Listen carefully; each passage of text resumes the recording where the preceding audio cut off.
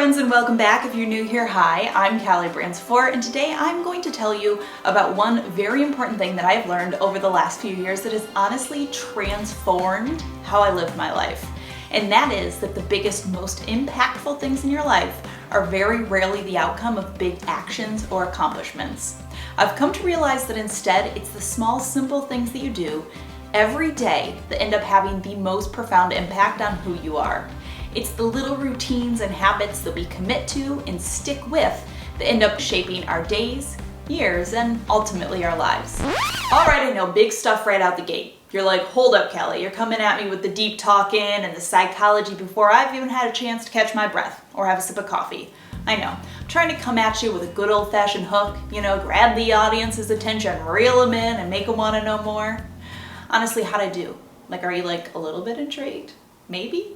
At least a little bit, right? Yeah, okay, good. Then let's dive into this a little bit more. Okay, so we're gonna start by just taking a little walk through the past, just a smidge. About 5 years ago, I was a very different person than I am today. I mean, that's kind of the goal of life, isn't it really, right? To always be growing and evolving and bettering oneself. Sure, I'm still the same person, but there was a lot that was really different about me 5 years ago. I was in debt. A lot of debt. I was also pretty disorganized. Cleanliness and organization did not seem to come naturally to me. Let's just say that. There was always a mess to clean, and I needed at least a 4-hour warning before guests arrived if I wanted my house to be in any type of reasonable shape. And I hated it. I hated being in debt. I hated being messy and disorganized, but I feel like I didn't know any way around it. I felt like truly I didn't have the time or bandwidth to tackle these issues. Finding time to stay tidy and get productive and clean and budget was hard. But what I eventually learned was that it was never really a lack of time that kept me from doing these things. It was a lack of routine and habit. I hadn't developed daily routines or habits that supported the life I wanted to be living or the person that I wanted to be. And that's when I finally said enough was enough. And I made one small change that ultimately changed my life. And of course, is number one of 3 for this video, 3 little things that will change your life. Okay, so I'm sure at this point you are dying to know what the things on my list are. You're like, you've been stringing us along long enough, just get to it. So I'm gonna do it, here we go. As we covered, I used to be pretty messy and disorganized. Now, by the time I got to my late 20s, I'd gotten a little bit better. I was definitely trying to make an effort, but nothing ever really stuck. And one of the biggest messes in my house that always irked me was the kitchen. It really just felt insurmountable. The house we had at the time was this open concept deal, and the kitchen and the dining room, the living space were all this big open room.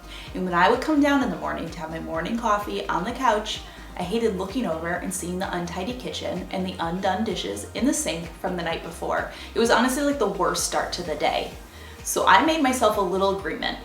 Every night I would clean my kitchen sink. No matter how tired or lazy or insert whatever other excuse I was, I would not go to bed with a kitchen sink that was dirty. I'm just gonna pause her right there. Just in case you haven't guessed, then yes, cleaning my kitchen sink is number 1 on the list.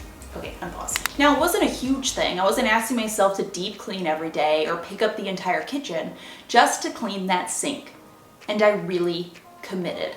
Every night, I would force myself to take whatever steps necessary to empty that sink and wipe it clean. And every morning when I came down the stairs and I saw this beautiful clean sink, it started my morning so much better. It was like coming down in the morning to a little pat on the back. Ooh, sorry, just gotta pause again really quick because at this point, I know you might be wondering okay, cleaning the kitchen sink's good, but I thought this was the list that was gonna change my life. I'm getting there, okay? Hang on, that part's coming. Unpause. Not only did it feel good that I didn't have to look at last night's dinner in the sink, but it was also this feeling of accomplishment. I was proud of last night Kallie for stepping up and making it happen. And the more that I leaned into that good feeling, that pat on the back, that feeling of accomplishment, the easier it got for me to take care of my kitchen sink every night. I would remember how good it felt in the morning, and then finding the motivation to do it every night became bigger and bigger. Now, the reason the kitchen sink was so powerful is because it's a ripple effect. The thing that I realized with my clean sink is it encouraged me to tackle other things. Often when I was cleaning my sink, I would also like clear off the kitchen counters and I would wipe them down. If I was gonna clean the kitchen sink, I was more inclined to check for glasses or plates that were left on the coffee table or in the dining room so they didn't end up in my newly cleaned sink. I find with cleaning, often a body in motion stays in motion and a body at rest stays at rest. So usually before bed, I was slumped on the sofa, relaxing with my husband, and my motivation to tidy was 0%, right? But since I forced myself to get up each night to clean that sink before bed, my body was now pushed into motion and often much easier to keep in motion. This very often would overflow into the living room. As I headed upstairs, I would pick up toys off the ground, I'd fold blankets to go on the sofa, I'd wipe down the coffee table. I might even be more inclined to wipe down the bathroom counters when I was brushing my teeth. The point is, as little of a rule as don't go to bed with a dirty sink was, it created this huge ripple effect for me, creating all sorts of other little cleaning habits without me even trying to do so. As time passed, the clean kitchen sink rule started creating helpful habits for me throughout the day as well, not just at the end of my day. Part of cleaning my kitchen sink meant loading the dishwasher, right? So if my dishwasher wasn't emptied during the day, my cleaning sink task was exponentially longer at the end of the day. And so thus I started getting better about emptying my dishwasher before lunch or with my morning coffee. And this turned into me usually cleaning the sink at lunch or with my morning coffee so the dishes wouldn't pile up all day long. That usually ended up with me wiping down the counters then too. This goes back to my initial point at the beginning of the video that so often it's the little things in our lives that make the most impact. Literally just the habit of committing to cleaning my sink every single night slowly over time helped me establish other little routines and habits that kept my home tidy naturally, routinely, and made me overall more mindful of keeping things picked up. By simply committing to the habit of cleaning my sink every night, I was able to change my identity of myself from someone who was a messy person to someone who was a tidy person. I'll never forget the passage in the book Atomic Habits by James Clear where he talks about how our identity of ourselves impacts what we do and what our habits are. If our identity of ourselves is that we are someone who is messy, then this will directly impact our actions. Your identity is who you are. It has nothing to do with how other people perceive you or see you. It has nothing to do with how you look, where you live, what your job is. It's about identifying who you want to be and who you see yourself as and taking small actions to justify that. And this kitchen sink challenge taught me how impactful that could be. I believed I could be a clean person and clean my sink every night, and ultimately it rippled until I literally was able to change my view of myself from a messy person to a clean person.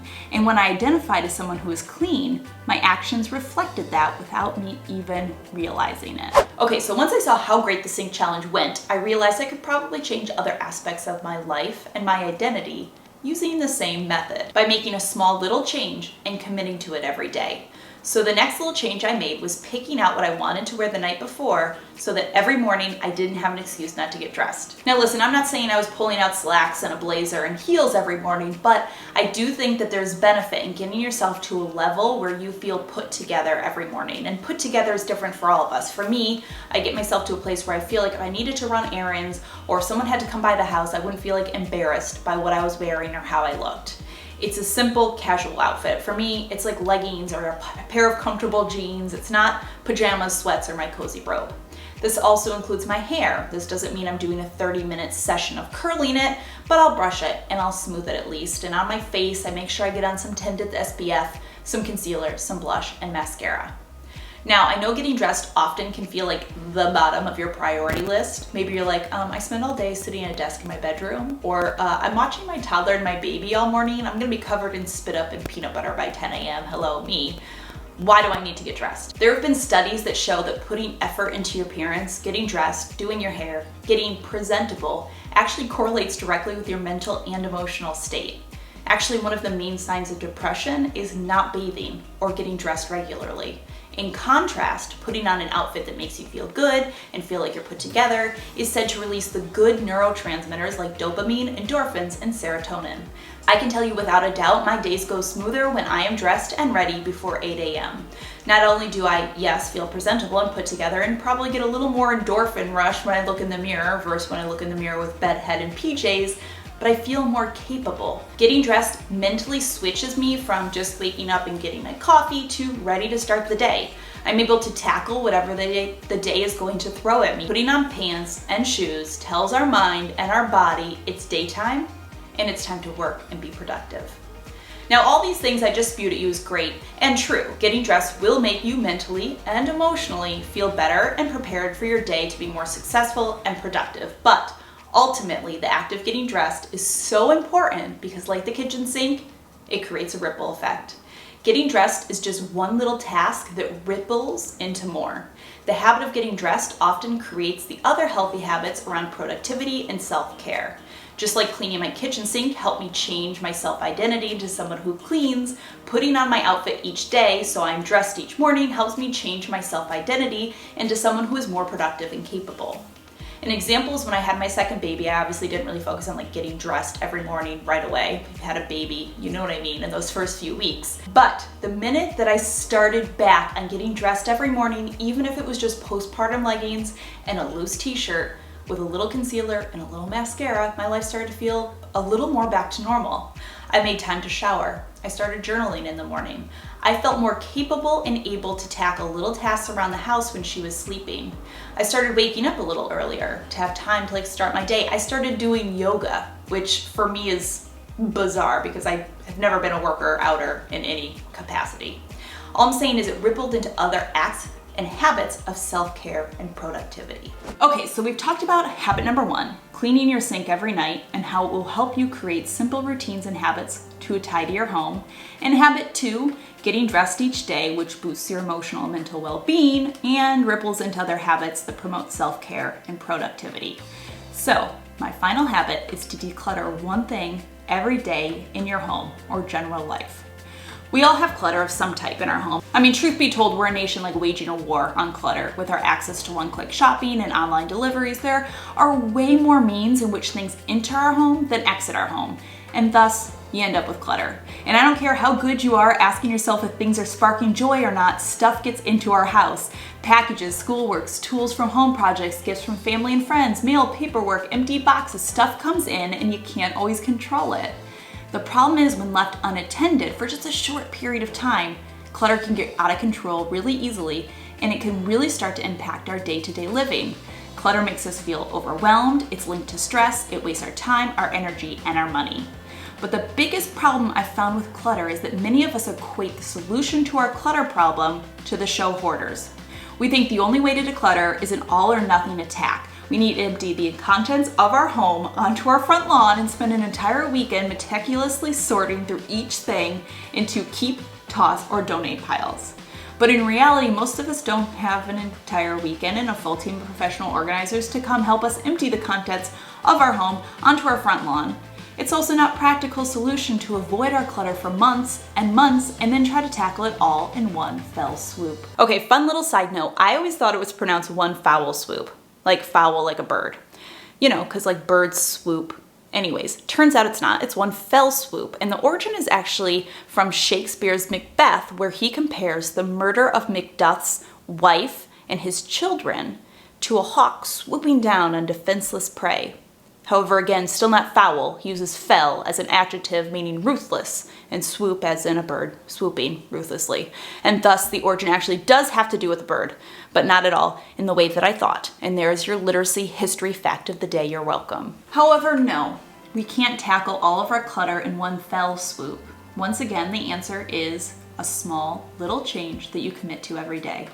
Every day I pick one small thing to declutter in my home. This can be as little as a small pile of papers that has accumulated on top of my microwave or the cutlery drawer or the medicine cabinet. Some days it's bigger, like my pantry, and it takes me 20 minutes, and sometimes it's something really small, like my nightstand, and it takes me 2 minutes. The point is, every day, I'm in the act of decluttering. Instead of ignoring it for periods of time, I'm actively participating in it daily. And the act of doing this over and over and over again helps to build the habit. I'm literally turning myself into someone who declutters. So there you have it, the 3 little changes that I made in my life that rippled into bigger and bigger changes and ultimately changed how I identify myself and changed my life. I'm a tidy person, therefore I clean my sink each night. I'm a productive person, therefore I will dress each morning for whatever the day may bring. And I am an organized person, therefore I will declutter one thing every single day. I really hope that this video inspires you guys to look at some of the small little changes that you can make in your life and how it could ripple out into more. And the biggest, most important takeaway isn't necessarily my 3 little things. Maybe your 3 little things are different than mine. The point is choosing a small little task that supports who you want to be and what you want to do, and then committing to doing it every day for a long period of time and sticking with it is the key. As always, I really appreciate you guys stopping by and watching my videos. I hope you are having an amazing day, and I will see you all in my next video.